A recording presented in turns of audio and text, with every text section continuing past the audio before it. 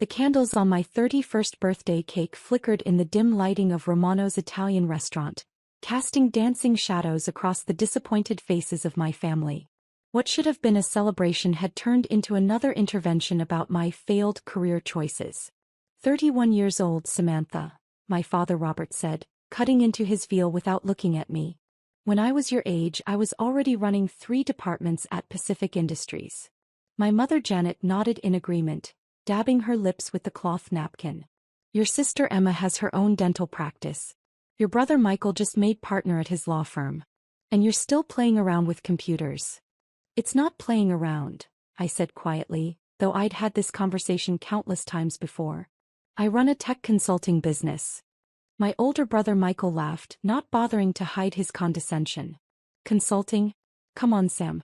You fix computers for small businesses. That's not consulting, that's tech support. And there's nothing wrong with tech support, Emma added with false sweetness, but let's be realistic about what it is. I took a sip of wine and said nothing. There was no point in explaining that my tech support business had evolved into something much bigger over the past 5 years. They wouldn't understand, and they'd already made up their minds about who I was and what I was capable of. The point is, Dad continued, his voice taking on the authoritative tone he'd perfected during his 30-year career in corporate management, you're wasting your potential. You have a computer science degree from Stanford, for crying out loud. You could be working for Google, Apple, Microsoft, real companies with real futures.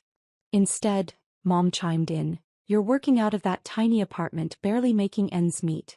Honey, we're worried about you. The irony wasn't lost on me. While they worried about my financial stability, I was sitting on a tech empire worth more than their combined lifetime earnings. But explaining that would require revealing the truth about Carter Technologies, and I wasn't ready for that conversation. I'm doing fine, I said simply. Define fine, Michael challenged. Because from where I'm sitting, fine looks like driving a 10-year-old Honda and living in a studio apartment.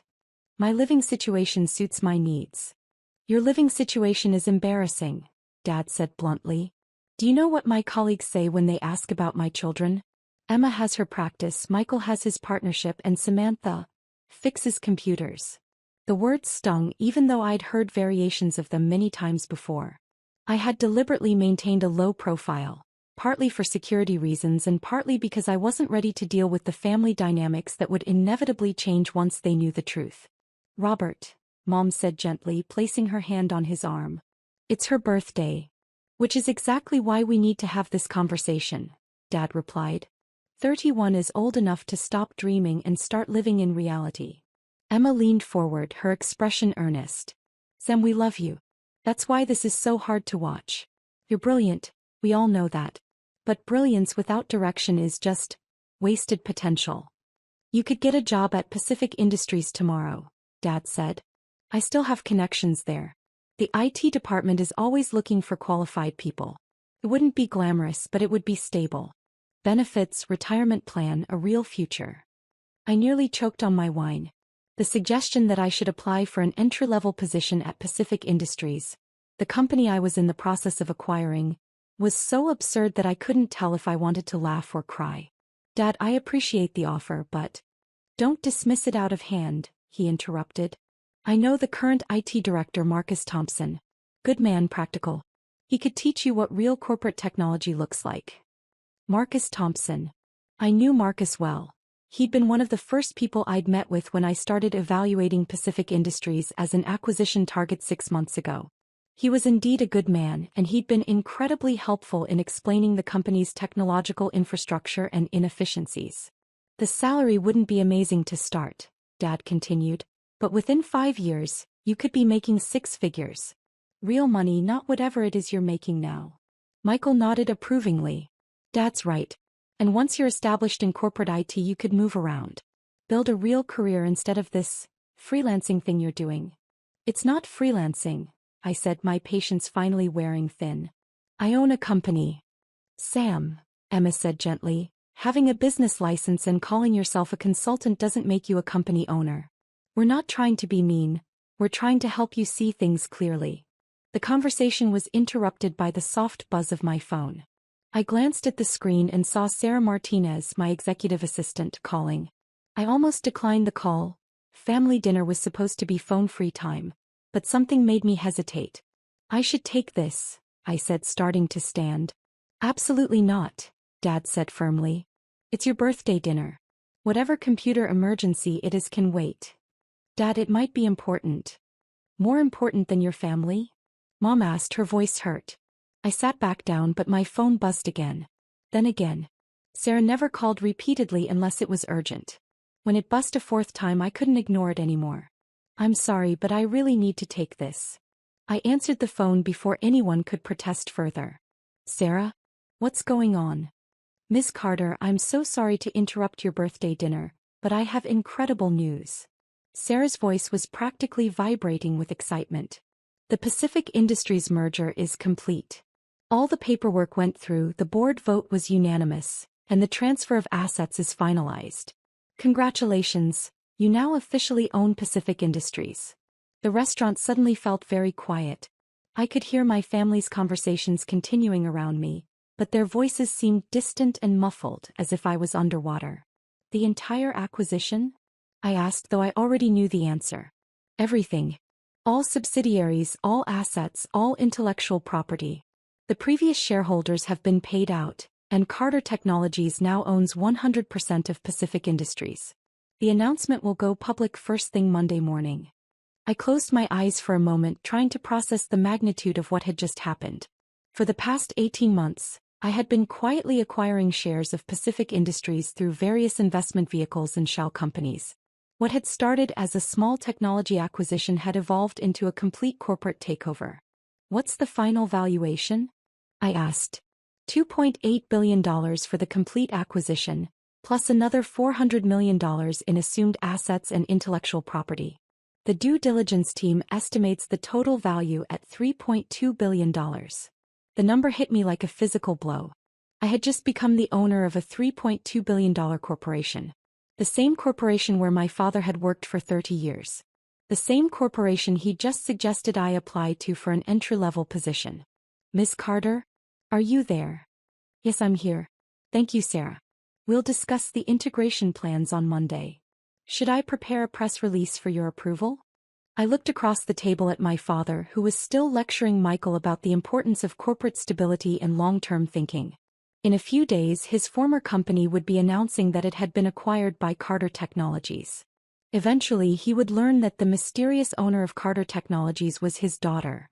The one he thought was wasting her life fixing computers. Not yet, I said. Give me until Monday to decide on the timing. Understood. And Miss Carter? Happy birthday. This is an incredible achievement. I hung up the phone and set it face down on the table, my hands trembling slightly. Across from me, my family continued their conversation as if nothing had changed, completely unaware that the course of their lives had just shifted dramatically. Sorry about that, I said, trying to keep my voice steady. Work emergency? Emma asked with a knowing look. See, this is what we mean. You can't even have dinner without being interrupted by some computer crisis. It wasn't a crisis, I said quietly. Then what was so important that it couldn't wait? Dad asked, his irritation clear. I took a deep breath. The moment I'd been dreading and anticipating for years had finally arrived.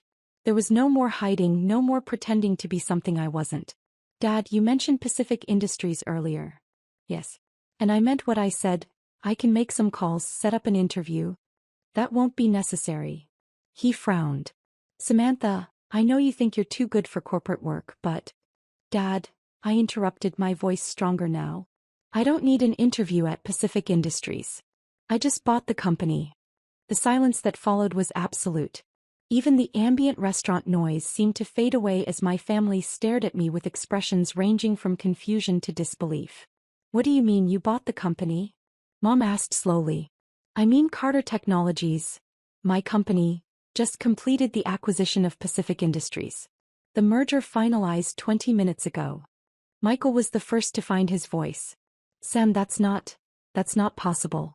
Pacific Industries is a massive corporation. It's worth billions. $3.2 billion to be exact.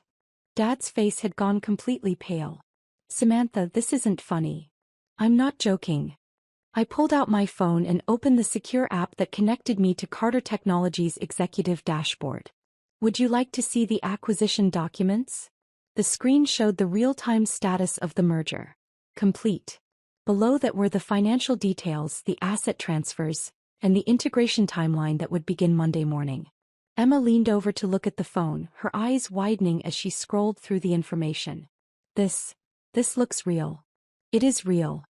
But how? Dad's voice trailed off as he struggled to process what he was hearing. The tech consulting business I've been running for the past 5 years? It evolved. I started by helping small businesses optimize their systems, then medium-sized companies, then large corporations. Eventually, I realized I could build better solutions from scratch than I could by fixing existing problems.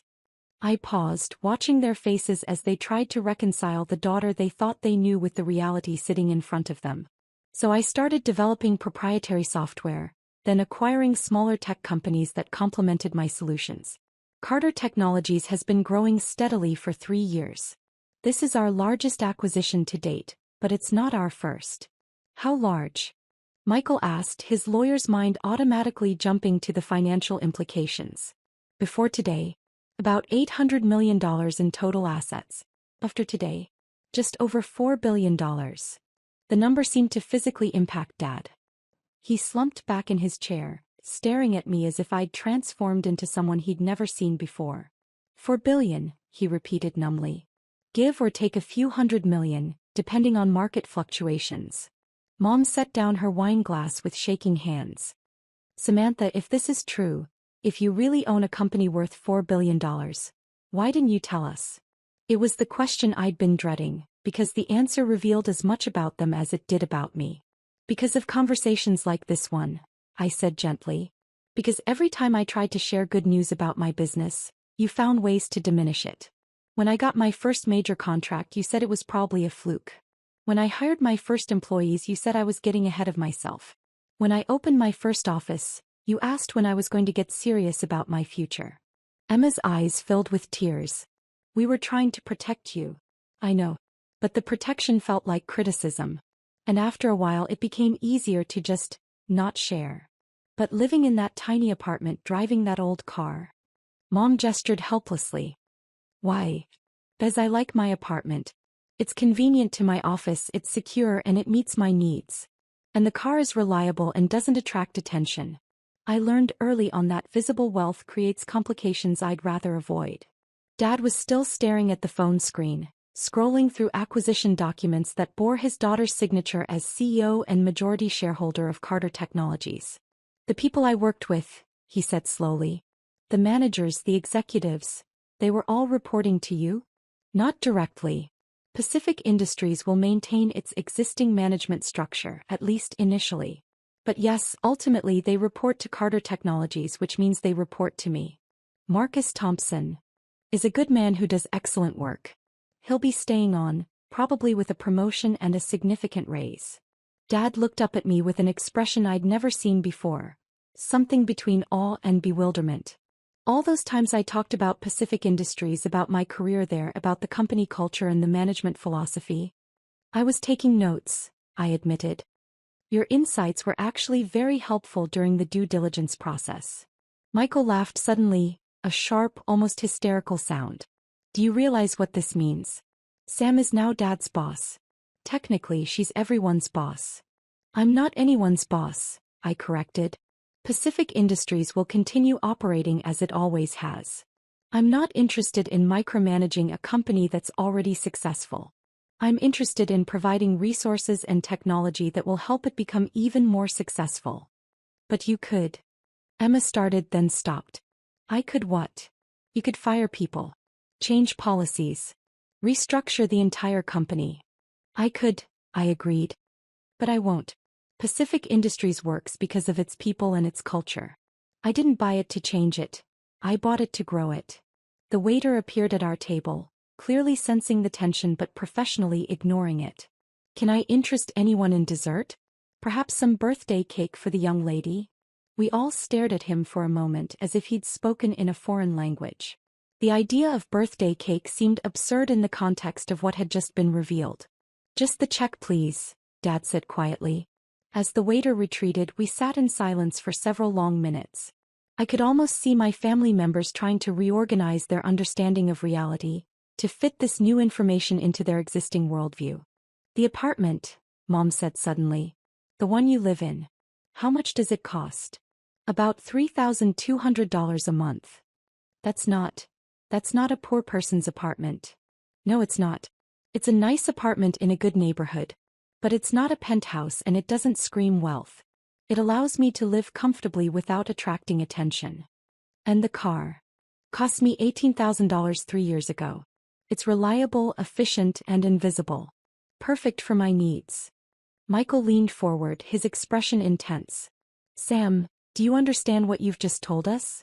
You're not just successful, you're one of the richest people in the state. Possibly in the country. I understand the numbers, yes. No, I don't think you do. He pulled out his own phone and started typing. According to Forbes, a net worth of $4 billion would put you in the top 500 richest Americans. At 31 years old, you'd be one of the youngest billionaires in the country. The reality of it hit me as he said it. I'd been so focused on building the company, on solving problems and creating solutions, that I hadn't really considered the broader implications of my success. I don't need to be on any lists, I said quickly. It's not about what you need, Emma said, her voice strange. It's about what is. You're a billionaire, Sam. A billionaire who's been letting us lecture her about getting a real job. Dad finally looked up from my phone, which he'd been studying intently. The executive team listing shows you as CEO and founder. How long have you been running Carter Technologies? 5 years as CEO, 7 years total if you count the initial consulting phase. And you've been doing this alone? Not alone. I have an incredible team. Sarah, who called earlier, has been with me for 3 years. My CTO, David Park, is a genius who's revolutionized our entire technology stack. My CFO, Maria Santos, is the reason we've been able to manage this level of growth without losing our financial footing. But the decisions, the strategy, the vision, that's been you? Yes. Dad set my phone down carefully as if it might explode. Samantha, I owe you an apology. Dad. No, let me finish. His voice was thick with emotion. For years I've been treating you like a child who couldn't figure out how to be an adult. I've been condescending and dismissive and completely wrong about who you are and what you're capable of. Tears started flowing down Mom's cheeks. We all have. Oh, honey, we've been so unfair to you. You were trying to help, I said, though the words felt inadequate. We were trying to fix something that wasn't broken, Emma corrected. We were trying to force you into our definition of success instead of recognizing that you'd already achieved something far beyond what any of us have done. The check arrived and there was a moment of awkward confusion about who should pay. Under normal circumstances, Dad would have insisted on covering dinner. But normal circumstances no longer applied. I quietly handed the waiter my credit card before anyone could object. This is going to take some getting used to, Michael said as we gathered our coats. What is? Having a billionaire sister. Knowing that our baby sister is more successful than all of us combined. Success isn't a competition, I said gently. Maybe not, but it's still a fact. As we walked out of the restaurant together, Dad caught my arm. Samantha, can I ask you something? Of course. Are you happy? I mean, really happy? Because all the money in the world doesn't matter if you're not happy. It was such a dad question, cutting straight to the heart of what really mattered. I thought about it seriously before answering. Yes, I said finally. I love what I do.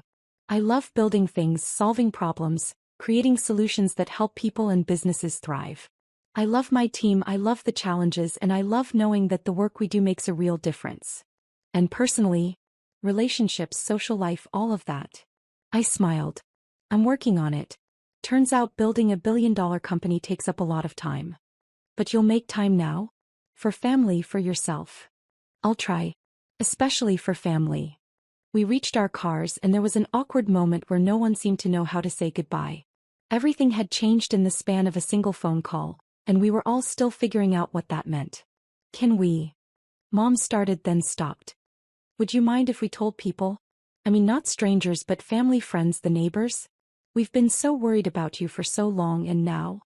Now you want to brag, I said with a small smile. Maybe a little, she admitted. Is that terrible? It's human. But can you wait until Monday? I'd like to coordinate the public announcement with my PR team. You have a PR team? I have several teams, Mom. It's a big company. Dad pulled me into a hug that lasted longer than usual. I'm proud of you, he whispered in my ear. I've always been proud of you, but I was too worried to show it properly. I know, Dad. I love you too. As I drove home in my 10-year-old Honda, I reflected on the evening's events. The revelation I'd been dreading for years had finally happened, and while it was overwhelming, it was also liberating. For the first time in a long time, I felt like I could be completely honest with my family about who I was and what I'd built. My phone buzzed with a text from Emma. Thank you for not giving up on us even when we gave up on you. Then one from Michael, my baby sister the billionaire. This is going to take some getting used to, but I'm proud of you. And finally one from Dad, can't wait to see what you build next. Also, Marcus Thompson is going to die when he finds out who his new boss really is. I laughed out loud at that last one. Monday was going to be very interesting indeed. As I pulled into my apartment building's parking garage, I realized that everything had changed and nothing had changed. I was still the same person who loved solving problems and building solutions. I still drove the same car and lived in the same apartment. But now, for the first time in years, I didn't have to pretend to be smaller than I was. Tomorrow I would wake up as the CEO of a $4 billion technology company. But tonight I was just Samantha Carter celebrating her 31st birthday and finally being seen by her family for who she really was. It was the best birthday present I could have asked for.